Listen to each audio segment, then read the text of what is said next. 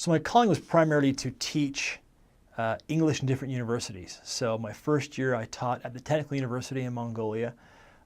My students were all engineers, were oil engineers or civil engineers, and my job was to teach them English, though they weren't keenly interested in English. It was a required course, so that was a hard class, or hard year to teach because they just didn't want to be there.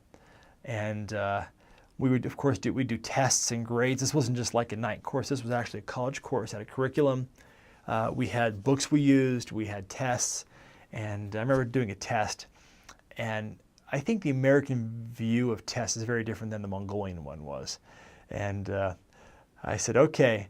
I said, and we had the Mongolian picture, you know, what is this? And this piece of corn up there, Irten Shush, was the Mongolian. I think we even translated it for him. You know, write the English word down. Well, they don't eat corn in Mongolia. And I look over and see one of the students, you know, kind of shaking his head. And his friend behind him goes, K, A, R, N. So spelling corn in Cyrillic. I'm like, hey, it's quiet. So they were cheating in that class. Then the next year, so I got to teach in the same school for the full school year, but we had a companionship change in the middle of the year. So my companion went to a new school, and I got a different companion for that school.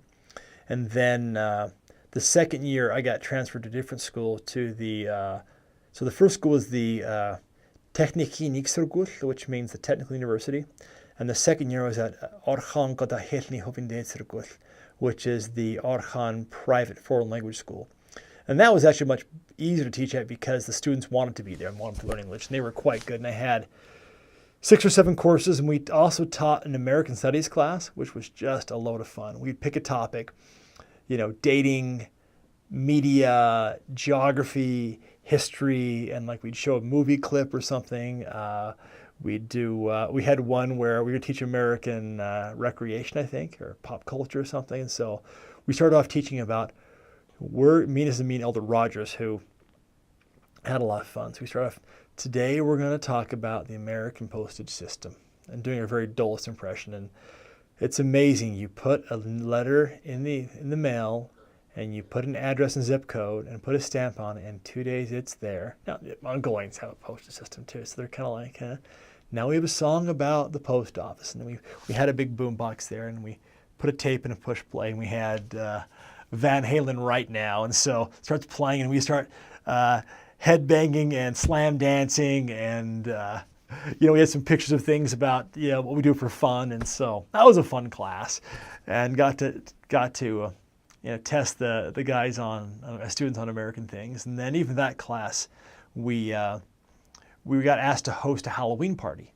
and so we ended up hosting a Halloween dance, and we did a piñata, and we did a turnip carving, because we couldn't find pumpkins, a turnip and watermelon carving contest.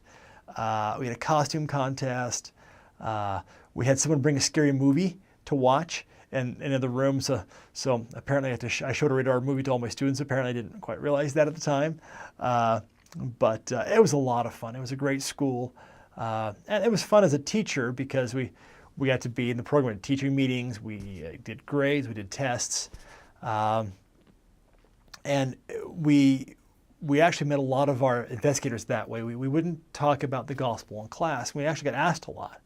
You know, what are you here? Well, we teach for our church. We're teaching you here. Well, tell us about your church. I said, no, not in class. I said, after class, you can ask us here. We're teachers. We agree to come and teach. We're going to teach.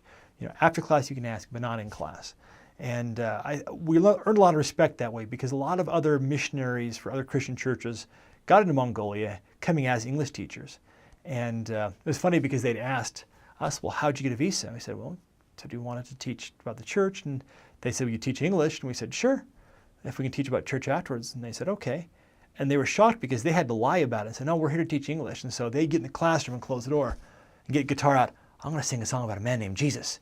And so they kind of lied to get in the front door. And I didn't like that. And so we did a very good job, I think, of keeping things separately, and had a lot of success that way.